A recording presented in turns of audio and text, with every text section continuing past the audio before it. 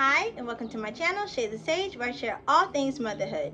My name is Taishima, I'm a doula, chef, and mama of 5, and today I am sharing all the supplies that you will need for a home birth. So, for my last birth and pregnancy, that was my 5th child that I delivered in October, and it was a planned unassisted birth. So I'm going to go with you over all the things that I bought to prepare for my home birth, and all the supplies that I used versus the ones that I didn't use, and supplies that you may need for your home birth. So keep in mind, mine was unassisted, so there was not a professional midwife or OB here present, but if you do have one of those, a lot of these supplies your midwife would probably bring with her, okay? So just keep that in mind. But without further ado, let's get started. So I am so excited for today's video because I feel like, this is very important, just to know the logistics of a home birth if you are planning one, or if you plan on having, another child or a home birth in the future. And so today I'm going to be sharing some supplies that I got off of this list directly from this book. Now, I read this book because this is, I feel like, the foremost book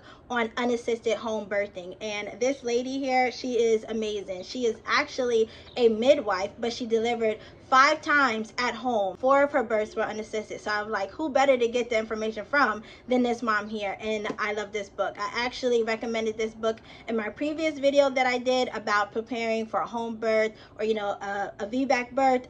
So definitely check this book out. This is by Heather Baker. But I'm going to go over the list of the things that I did use and some of the things that I didn't use but I bought anyway, and on all of that. So this is a pretty lengthy list here. There's definitely a couple of things on this list that I did not buy at all, and then some things that came in a kit that I bought, and then other things that I bought like individually. Okay, so let's just get started, right? Okay, so the first thing that I did buy off of this list was disposable pads. So like the Chuck's pads, I think that's what they're called, or you can find them in the store, like the puppy training pads. So you can go somewhere like PetSmart to get these pads, or you can get them, offline from Amazon. I got a lot of my stuff offline from Amazon itself. And then a couple of other things that I have on this list came in a kit together. So pads, a whole bunch of like, like those heavy duty pads that you would like to put down, underneath of you, especially when it comes time for the pushing stage of labor, because it's very, very, very messy. And so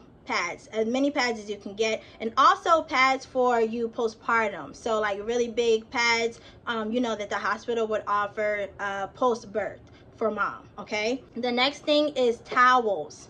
Lots and lots and lots of towels. And thank God for my brother. When I told him I was planning a home birth, he bought me a whole stack of towels, at least like 20 towels or so for the home birth. And we went through a lot of them. Most of them we just discarded and threw them in the trash afterwards. So don't, spend a whole bunch of money on these towels. These do not need to be luxury towels and anything like that. They can be like, just towels that you're going to use just for your home birth and then discard later, which is what I did with a lot of them. And then the ones that I did not end up using, I kept them, for the children or whatever. But you will need a lot of towels because, like I said, it gets messy. And the next thing is washcloths. Lots of washcloths as well, just for random stuff, really. Honestly, you can use washcloths, for mom when she's in labor, to put on her head, just to keep her nice and cool. You can use washcloths, to hold to the perineal area, when you're in the pushing stage of labor, or to add, like olive oil down there to stretch that area, or to help that area to be a little bit more malleable and things like that. And of course, you can use it to clean up messes. So again, with this, we didn't actually use that many because I didn't do the pushing stage at home.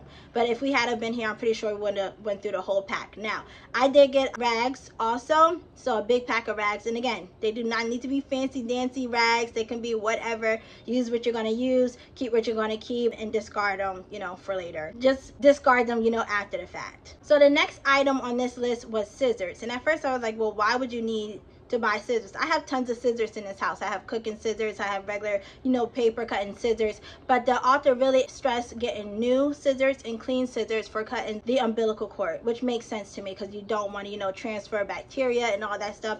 And I did buy, actually, I think I had 3 new pairs of scissors because I bought a pair, my mom bought a pair, and then in the kit that I got was another pair of scissors. So we have very clean scissors here, and we did not open them until later. Now again, I did not do the pushing stage here. If you want to see, what happened for my last birth and my planned home birth, you can check out some videos I'm going to link below. But yes, if you're planning a home birth and you do the whole entire process at home, you do want clean scissors for cutting the umbilical cord. So if you have scissors at home that you use for something else, please don't use those for your baby. And if you can't get scissors in time, you know, like a new pair of scissors or whatever, or you're strapped for money, you can like heat them up in hot water and boil them. But it really does depend on like the material of the cutting part of your scissors, because you don't want to, you know, mess them up either, if that makes sense. But just don't even take your chances with that. Try to buy you a new pair of scissors, and something that's heavy duty. So I recommend, you know, like medical scissors, you know, like not like regular paper cutting scissors. I mean, of course you can use those if they're sharp enough, but you want to get something that is going to be sharp enough to cut through your cord. Okay, the next thing is blankets. Lots of blankets. So blankets for mom and blankets for baby once baby is delivered. So receiving blankets, and blankets to put on mom, you know, if she gets cold in the course of labor or anything like that. She wants to be cozy, so lots of blankets for mom and for baby. Okay, let's see what's next here. The next item on this list is a peri bottle. So I don't feel like you would use it too much during labor itself. Like I didn't use mine at all, but I definitely relied on my peri bottle for postpartum. One of the biggest things that I needed postpartum, and again, one of those items that I had a lot of because I would just store it, you know, in different places of the house. So a peri bottle is really good for just keeping it lubricated down there. Now, if you have a birthing pool and you're in the birthing pool, then you really don't have to worry about it. If you plan on birthing outside of the birthing pool, or if you do, you know, birth outside of the birthing pool, then a peri bottle may be, you know, instrumental for you. You can fill it up with water, you know, warm water. You can fill it up with olive oil also as well. And then of course, post-birth, postpartum, you can use it just for keeping that area, you know, lubricated. You know, if you tore and you have stitches, it's really nice to use the peri bottle instead of, you know, like wiping wet tissue. It's so much easier and more sanitary. So yes, you will need a peri bottle, you know, throughout the course of labor or postpartum, or both. Next one on this list is herbs. So I'm not really one of those people that take medications, but if you are, there are a couple herbs that you can use throughout the course of your labor, and this book did list some. Again, that wasn't really a factor for me. The herbs that were important for me were the ones for postpartum. So herbs for postpartum hemorrhage and herbs for a placenta that wouldn't detach. And I did talk about this in a previous video, so you can check that out. But the two that I did buy that I felt were really important for a home birth was womb spring and Angelica. Okay, so Angelica helps you to release the placenta if you're having a problem with a retained placenta that won't detach, because that needs to come out for the health of mom. And then womb spring is if you are having excessive postpartum, you know, bleeding. You can use that and take a couple of droplets, you know, every few minutes or every, you know, half hour or so, and that is supposed to slow down that bleeding for you. So I thought those two were really important, because those are the two major things that can happen to mom postpartum that will be, those are medical emergencies. So I bought those two. I did not end up using them, and I did not need them, so I still have them here in the house. But they also are good for, you know, like menstrual, if you're not pregnant, for menstrual cramps and things like that, and for the health of your uterus. So you can try those out. And like I said, there are so many herbs listed in this book, and she really details each one and why they're important for mom and mom's reproductive health. And I just love that, because it was just new information for me. So yeah, check out this book, because I really highly recommend it. But those are the two that I did personally buy. I did not end up using them, but I think they're really important to have on hand, just in case. Next one is large Ziploc bags. Now I did not buy these because I already had some, but you know, just for whatever, if you need things close to mom, she can go into the Ziploc bag fast herself. And then again, when baby is born, it really helps to have everything as prepared as you can, and to have it close by, to have it just ready to go and ready for you to just pull out. So whatever the supply is, whether that's, you know, measuring tape or, you know, pen and paper or your Doppler or whatever, if you just bag up everything and label it, then it's there for you. Some people even have like a cart, a caddy, where they put all their birthing supplies on. I recommend that as well. And yeah, so Ziploc bags for things that you need, that you're going to use, and then Ziploc bags for things that you may want to discard, but you know it's small and you just want to collect it all together. The next one is cord ties and clamps. Again, I did not end up using a lot of these things that are listed for postpartum, but if you do deliver at home, you will need that. So you will need something to tie off the cord. So clamps is really good. Obviously, that's what you would use here at home, or you could use some ties.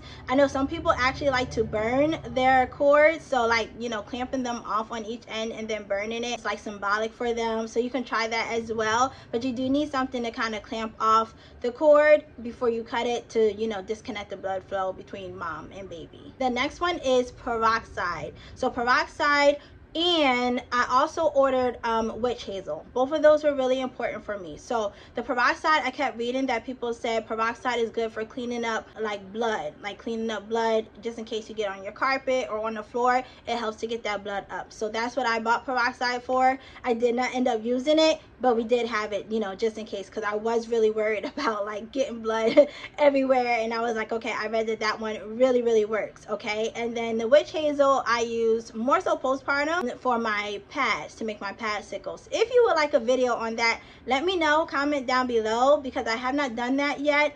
But oh my gosh, they are so instrumental for the postpartum period, especially if you end up tearing, which I did. Highly recommend those two items, but definitely the witch hazel for postpartum. So the next item on this list is a bulb syringe, and the author really specified getting a 3-ounce one, or yeah, I think it was a 3-ounce one. She really specified getting that one. So at the hospital, I think the ones that they give you are a little bit bigger, but she said the 3-ounce ones are specifically really good and perfect for a newborn. So that's if your baby, you know, once your baby is delivered, if he or she is having any problems getting that initial fluid out of their lungs, so that, you know, you can use the bulb syringe to suction them, suction their nose and suction their mouth. Okay, so that was really important. I did get a couple of these also as well. I did not end up using them, but again, it's better to have certain things, you know, here as much as you can, so that, you know, if the case arises and you need to use it, it's here, versus you having to leave to go get it, or having to go, you know, to a hospital or something because you didn't have something at home. So the next thing is a scale. Now this one for me, like, it's listed, and I do see how you would need it, you know, if you want to weigh your baby you know, post birth, but I didn't feel like it was a necessary expense to buy a whole nother scale. Honestly, in my head, I was just gonna weigh myself post birth, and then, you know, take my weight down, put the baby on me, and then weigh myself again, and that's how I was gonna get it. Now it's not as accurate, you know, as using a baby scale specifically for infants, but to me, I was like, that's okay, because if I'm doing it at home, I don't need to buy a whole nother scale. At least that's just for me, for like this one period, this one time. Now, if you want to, you can buy an infant scale, scales that are specifically made for newborn babies, so you can get the most accurate weight possible. For me, that wasn't as important, but you do want some kind of way to measure your baby when your baby is born, just so you know how much your baby came out and how much your baby weighed, so that if they do lose a little bit of weight in those first few days, you know where you got to get to, so that your baby is gaining weight afterwards. Especially, this is really important if you're breastfeeding. So a scale or some kind of way to weigh your baby when your baby is born. So the next important item is trash bags.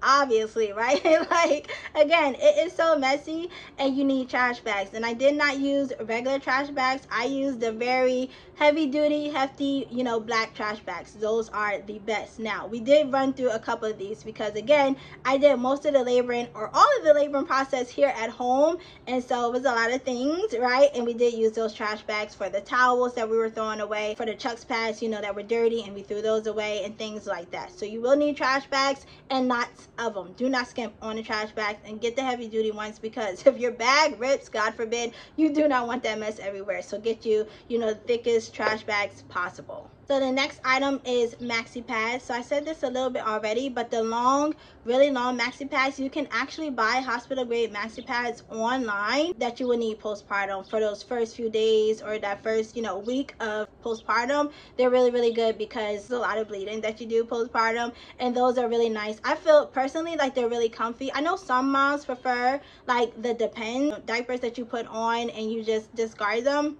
To me, that seems like too much. Like, I don't want those, but I did use the really long pads. So I had some, you know, postpartum from the hospital, and then I had some also in the kit that I bought. So I had plenty of those, and I recommend you get as much of those as you can before your flow, you know, evens out a little bit, you know, in those first few weeks, and then you're able to use just a regular period pads that you would use if you were on your cycle. So the next item that I did use is a tape measure. So I used that throughout the course of my pregnancy, because at one point I was doing my own prenatal appointments, so that was important, and I already had this from like my weight loss journey anyway. But then afterwards, tape measure for, you know, measuring your baby's length and things like that, your baby's head circumference, and, you know, their belly size and all of that stuff. So you don't really need it so much for the course of labor, I feel like, but postpartum, you may need or you may want to buy, you know, a tape measure. So the next item is a notebook or something to write down, you know, information. I had one, my mom had one as well. So throughout the course of labor, we were just taking my vitals and writing those things down. So taking my blood pressure, tracking fetal movement, and the last time that I ate, or like the last time I went to the bathroom. Those things were really important to me to have down, baby's heart rate and things like that. When my water broke, all of those things that you might need or that you may want to look back on, it's good to take notes in a time. Now, of course, if you're the birthing mom and you don't feel like writing, or you're not in the mood, or you cannot, then that is completely fine. You know, you can have somebody else write for you. But if you know, have that other person there, those things are nice to have down so you can go back and read them later. Or if you do end up transferring, like I did, just to have that plan of, you know, course of events, so that you're able to say when this happened, when that happened, or whatever. So a pen and paper, a notebook to keep track of all of your birthing details. The next thing that I did purchase and buy is the like little foot ink pad for your baby. So when your baby is born, you know, just stamping their little foot to see how big their foot is. I thought that was so cute, and I definitely wanted that as a keepsake. Now again, I did not use it, and I could have when I came home. It's just, I don't know, I just kept it in a package. I may end up using it later on, like maybe when she turns 1, but I did buy it. I do still have it, and I recommend you buy it, you know, if you want the little keepsake of, you know, just how big your baby's foot was when your baby was born. It's something that they obviously do in the hospital, but if you want to do it here at home, if you're planning a home birth, then that's something that you would need. So buying that little like ink pad, I bought a pink one. I thought it was so cute, and I do still plan on using it for her. The next item, which is probably not something that you would think of, but I knew I wanted for labor, was bendy straws. So I bought me a whole pack of bendy straws. Again, I got a lot of my stuff off of Amazon, and they weren't expensive at all. It was like 100 bendy straws for, I don't know, maybe like $2 or so. Something really cool. I mean, something really cheap. But I just knew that I prefer drinking out of a straw, especially if I'm like in any kind of like pain, or if I'm hot or something like that. So I knew that I would love or prefer to have, you know, straws than just, you know, a bottle top or whatever, or a cup. And that was very instrumental for me. I definitely used them for all of my drinks that I had throughout the course of my labor. And so if you're the same as I am, buy you some bendy straws and thank me later. So obviously, if you're having a baby, you need diapers, you need wipes. Stock up on these things, especially like, you know, like those newborn sizes. Stock up on those, because you don't want to run out, and you don't want to be like waiting or having to go to the store. So those are the two like main items to get for baby if you're planning a home birth.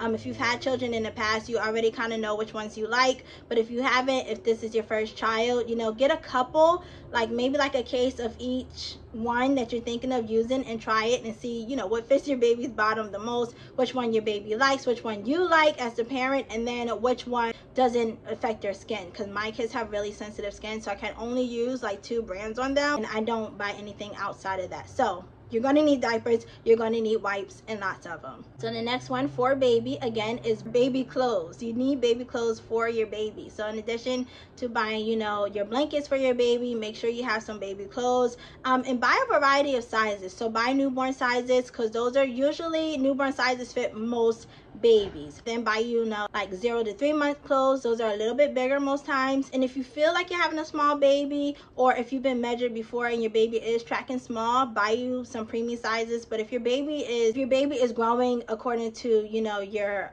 weeks of pregnancy, then you probably don't need preemie at all. Just start off with newborn and 0 to 3 month clothes. That should be enough to get you through that first initial 3 months or so. And then, you know, as your baby gets bigger, then you buy whatever clothes you need, whatever sizes that you need. But don't buy too many, I feel like, of these clothes, because babies grow really quickly. My baby, she grew so fast. There were so many outfits that were gifted to me that she was not even able to wear, just because she grew that fast, and it wasn't enough time for her to even wear them. So don't buy too many, you know, like newborn clothes or 0 to 3 month clothes. Buy a couple to get you through those first few months, and then, you know, size up from there.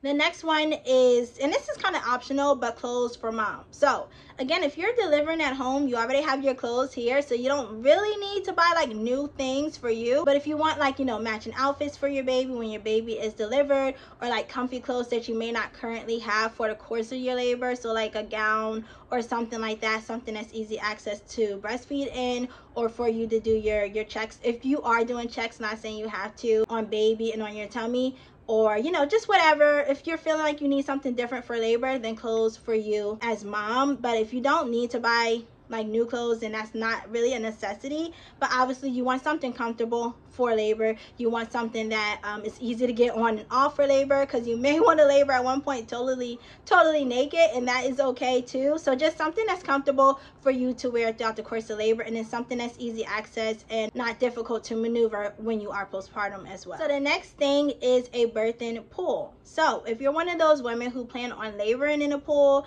or who plan on delivering in a pool, you will need a birthing pool. I did not buy one just because I felt like it wasn't an expense I wanted to buy, or, you know, that I wanted to dish out money for if I was only using it one time. And so that's the reason why I did it. But I do feel like it would have been really cool to labor in a pool. So if you are doing that, if you plan on it, buying a birthing pool, a lot of them you can buy like online and everything's included. But if you end up buying it by itself, you will need like a converter or a hose, so that you're able to, you know, put water in it and take water out, like a pump, and something that is like long enough to reach from wherever you plan on giving birth or having the actual pool to where you plan on filling it up. So, you know, if you're into that, you got to look up the details for that, because for me it was just getting a little too difficult, right? And then there's also a way that you want to keep the water warm if, you know, you end up staying in there for hours at a time too. So that's something to think of.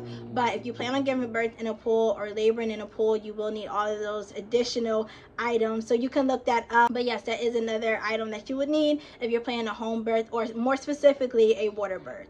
So the next item that I feel like I could never ever labor without is a birthing ball, or in other names, a exercise ball. I love mine. I love it so much. I use it throughout my pregnancy. I use it, you know, throughout the course of labor and even postpartum. So highly recommend it. It is so good to just be on there and be moving and bouncing and doing the figure eights. Everything that I did to prepare for my labor while I was pregnant, I did on the birthing ball throughout labor. So it was really instrumental for me, and it's really good in getting your baby to the right position, getting your baby engaged, and getting your baby descending. So cannot recommend it enough. Get you a birthing ball if you are a pregnant mom out there. And then again, it helps so much also in the course of labor. So a couple of things that I want to add to this list that's not currently on this list that's provided here in the book, but that I use personally, was the stethoscope. So we did have a stethoscope we had an adult one and a baby one as well. Now again, I kept track of all of my vitals, and my mom helped me with that. So we did that, you know, together. And that is important for checking heart rate. And you also can listen to your baby's heart rate with that as well. Now you really have to be skilled with that if you're using a stethoscope for that. But that is something that we use throughout my labor. Another thing is a blood pressure monitor. So again, because my case was a VBAC, but I also had previously preeclampsia in one of my pregnancies, and then hypertension throughout the course of my second labor, that was a big thing for me. And so that's something that I definitely want to keep an eye on. Now again, I use this throughout the course of my pregnancy, but I also use it throughout the course of my labor, just to make sure that my blood pressure was staying down and that wasn't going to become an issue for me. So that was really important for me personally. If you don't have any blood pressure issues, if you've never had it, it may not be that important for you, but it was important for me, and so that's why I'm mentioning it, and that is why I had it, and I did use it for my labor. So the next thing is a midwife kit. Now this one I was able to buy online, and it had a lot of these items already in it. So I actually had like double of certain things, just because the midwife kit had a lot of things in it, but it also had things in it that I wasn't able to find like elsewhere. So I ordered mine off of Cascade.com, I think it was, and you can check that out if you're interested. But they had so many different kits available, where you could get like a simple one, you can get like a medium one, you can get a deluxe one. I think I got the deluxe one, and it had a lot of like things that midwives would usually bring to their births and things that you would need postpartum. So I did buy that. That was an extra expense, but I felt like it was really important for me to have, because it had everything in it together, and I didn't have to keep picking and mixing and matching from different websites and making different orders. It had a lot of the postpartum items in it. So again, if you have a midwife, she's probably going to bring a lot of these items with her, especially the postpartum items, so you don't have to worry about buying that yourself. But if you're doing it unassisted like I was, then you will definitely need to buy it yourself. Another thing that I used throughout the course of my labor is a Doppler. So this is to hear baby's, you know, heart rate and movement. Now obviously supporting me as mom. I could feel her moving around, but I did want to keep a track of her heart rate, just making sure it didn't get too low or too high throughout the course of my labor. I also used it for my prenatal appointments, so that was important for me. It just gave me an additional peace of mind. And so if you're like me and you want one of those, you can buy that offline, again, off of Amazon. And it was not too pricey, but it was something that I definitely felt like I needed. So I'm glad that we did have it. And this is something that you can use, you know, while you're pregnant, if you want to hear your baby's heart rate, you know, in between your appointments, going to your OB or your midwife. It's nice to have here at home. So the next thing is a birth plan. Now, I did not actually write a birth plan, like a physical birth plan, with my last pregnancy and birth. I do still recommend birth plans. I just had mine kind of up here in my head, in my brain, and we really did follow it mostly to a T. But having a birth plan so that the other people, if you have other people there with you when you deliver, so that they know, you know, what you expect, what you're planning, and what are your different options if something goes, you know, outside of your birth plan. What would you want to have done in the case of? So I definitely highly recommend a birth plan, and I do have a video about that. If you want to check it out, you can. I will try my best to link that below as well. The next item that I personally used and I just love so much for this birth was my affirmation card. So I wasn't sure if I wanted to write them, because I did write them for my last delivery, but I was like, I think I really do. And I'm so glad that I did it, because my kids actually wrote it for me this time. So I just kind of showed them what I wanted written and they wrote it for me, and it was so nice, so sweet to go throughout the labor and read, you know, their little messages to me. And I love that so much. It kept me so motivated throughout the course of my labor. So, you know, you can write affirmation cards, you can print out some, you know, and cut them in different designs and prints and all of that, or you can buy some. So yes, I just recommend them because I love to read, and they just help me to power through, you know, those really hard stages of my labor. And then the last thing for this list is a music playlist, or some music, some speakers, whatever you want to do. Me, I need music throughout my labor. I love hearing music. It really gets you pumping, I feel like, for those parts of labor where you're just like, you know, you're in the zone. Having some good music, I feel like, can change your whole entire mood, and it definitely did. Like, I had some really good music going, and I had a playlist that I created for my last pregnancy. I played some of those songs off of there, and then I added some new ones as well. So whatever you're into listening to, whatever you've been playing throughout the course of your pregnancy, of course your baby knows those songs as well. And so yeah, highly recommend the playlist also.